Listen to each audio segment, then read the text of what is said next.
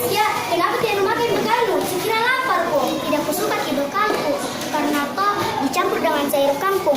Itu juga sayur kangkung, rasanya tidak enak. Jangan begitu. Sayur kangkung itu toh banyak mempunyai serat yang bagus untuk pencernaan, baru toh hindari dari sembelit. Oh begitu. Iya Pak deh. Nanti kalau bawa ke makanan sehat makan Ji. Tapi ini toh aku kasih dulu adekku karena hari ini lagi malas makan. Jangan kau biarkan itu perlu kelaparan, karena kalau biarkan itu perlu kelaparan, asam lambungmu nanti naik baru menyebabkan sakit mah.